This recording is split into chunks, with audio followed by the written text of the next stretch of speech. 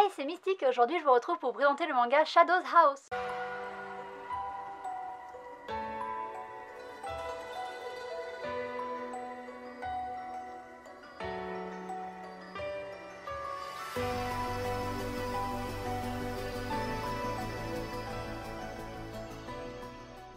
Je vous retrouve aujourd'hui pour vous présenter une nouvelle série qui aurait clairement pu être un chouchou couverture si je n'avais pas fait une pause dans mes vidéos durant l'été.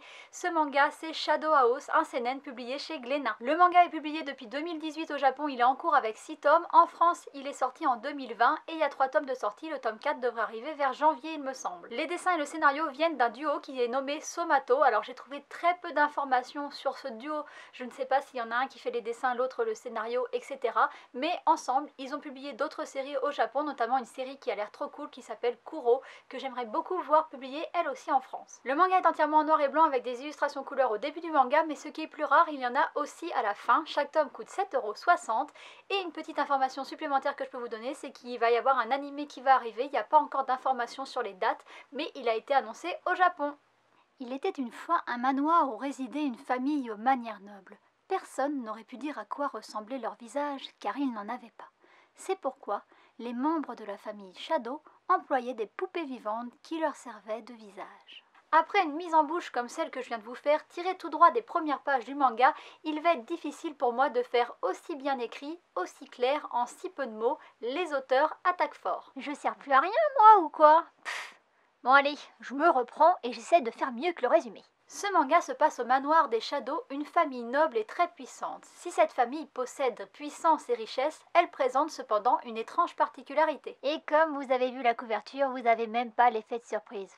Le corps des membres de cette famille est constitué entièrement de suie noire et ils sont semblables à des ombres ne pouvant exprimer leurs émotions. Non seulement ils sont nuls pour exprimer leurs émotions, mais en plus ils sont nuls pour trouver un nom de famille. Non, parce qu'on peut pas dire qu'ils se soient bien foulés, la famille Shadow, parce qu'ils ressemblent à des ombres, ils ont quand même pas été chercher bien loin.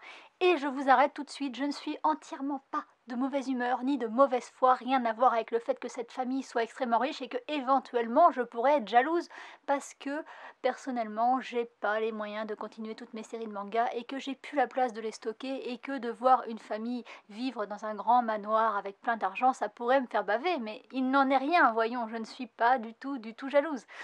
Peut-être un petit peu? Revenons à nos moutons, à l'histoire et laissons de côté ma jalousie.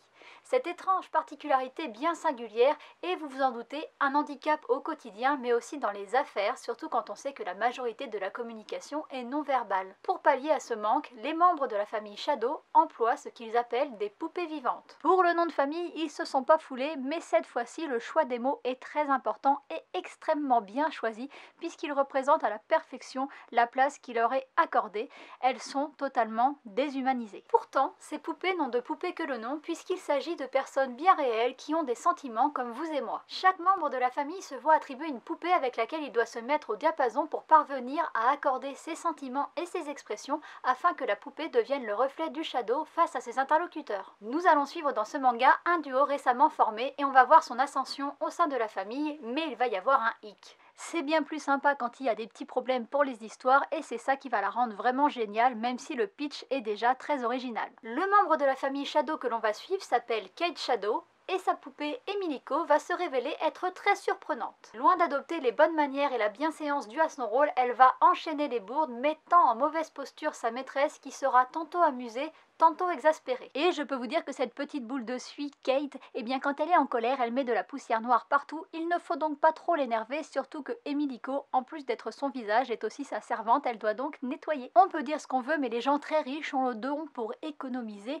Il ne faudrait pas quand même que les poupées leur servent seulement de visage, il faut optimiser et leur faire le ménage. Pourtant, malgré les maladresses d'Emiliko et malgré ses faux pas, elle va parvenir à nouer des liens avec Kate qui va se révéler être elle aussi pleine de surprises. Et je pense que l'altruisme et la grande gentillesse de notre petite poupée, eh bien, ils sont pour beaucoup. Pour découvrir nos deux héroïnes et tous les autres qui les entourent, eh bien, je vous conseillerais de lire ce superbe manga. Tout ce que je peux vous dire, c'est que ce manoir est peuplé d'habitants tous différents les uns des autres. Il y en a des timides, des ambitieux, des opportunistes, des malins et même des perfides. En ce qui concerne mon avis, je dois vous avouer que c'est un immense coup de cœur. J'avais repéré le titre quand j'étais au Japon en 2019, je l'avais vu, j'avais flashé sur la couverture, je l'avais feuilleté qualité et j'avais trouvé que l'intérieur était très beau même si je ne comprenais rien et j'avais fortement espéré qu'il soit publié en France. Mes prières ont été entendues pour mon plus grand plaisir. J'en profite donc pour réitérer mes prières concernant la publication de la série Imuto Umaru-chan que j'aimerais vraiment beaucoup voir arriver en France. Pour commencer par le dessin, je n'ai que des compliments à faire. Ils sont beaux, détaillés et retranscrivent parfaitement l'ambiance, les expressions et les sentiments des personnages. Et je dois avouer que c'était pas forcément évident, surtout pour les membres de la famille Shadow qui n'ont pas de visage et donc ça aurait pu être très dur à représenter, mais c'est très bien fait. C'était une super idée de faire que les ombres puissent dégager de la suie noire, puisque comme ça permet de voir un petit peu leurs sentiments, même ça permet beaucoup de voir dans quel état d'esprit ils sont. J'adore l'idée d'avoir opposé les ombres des Shadows à la lumière des poupées et c'est parfaitement visible dans le dessin. Il y a un souci du détail qui va vraiment loin, ça se voit dans les décors, dans les costumes, dans les pages de chapitres, mais aussi jusque sous les couvertures, puisqu'il y a vraiment un détail, on voit en fait les petites mains comme s'il y avait un Shadow qui avait touché le manga et je trouve ça vraiment génial. Les couvertures sont toutes plus belles les unes que les autres et j'ai regardé celles qui vont arriver et elles sont vraiment très belles. Et puis gros point positif, c'est les illustrations à l'intérieur qui sont en couleur et celles qui sont en fin de manga sont elles aussi très réussies, très détaillées, c'est un vrai plaisir pour les yeux. Les dessins sont tout simplement géniaux mais l'histoire n'est pas en reste puisqu'elle est elle aussi très cool. C'est mon avis mais c'est aussi celui de l'auteur de The Promised Neverland qui a dit sur ce manga: tous ces secrets me donnent des frissons.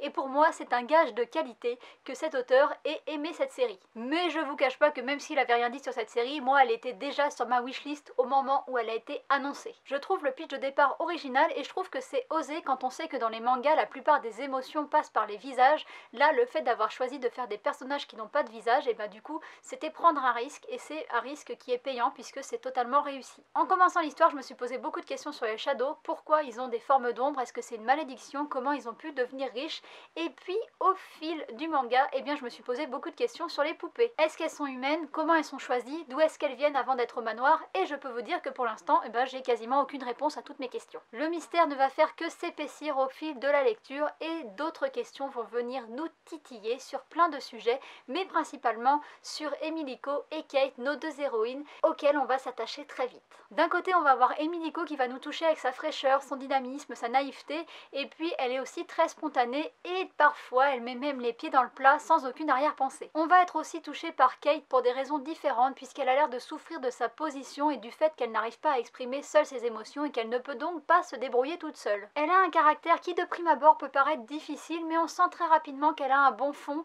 et qu'en fait tout ça s'est caché sous une espèce de carapace. On imagine mal à terme que ces deux personnages puissent ne pas s'entendre mais l'ambiance énigmatique du manga ne nous permet pas d'avoir de certitude. Tout est vraiment mystérieux et si l'histoire avance petit à petit, à la fin des deux premiers tomes, on n'en sait que très peu, mais ce n'est pas dérangeant parce que l'ambiance du manga nous donne envie de nous laisser emporter et surprendre. Je ne sais pas exactement comment c'est possible, mais il y a une certaine magie qui se dégage de ce titre et qui nous envoûte. Le seul défaut de la série, c'est la taille des tomes qui sont vraiment très petits et se lisent très vite, et comme je l'adore, je suis dégoûtée à chaque fois que le tome se termine et j'ai qu'une envie, c'est de lire la suite. D'ailleurs le tome 3 est déjà sorti et je ne l'ai pas encore lu, donc je vais pouvoir bientôt me faire un petit plaisir. Vous l'avez compris, c'est un énorme coup de cœur, je sais déjà que ce titre fera partie de mon top 2020. J'espère que je vous ai donné envie de le découvrir parce que la vidéo touche à sa fin et je vous dis donc à bientôt pour une prochaine vidéo. Bye bye!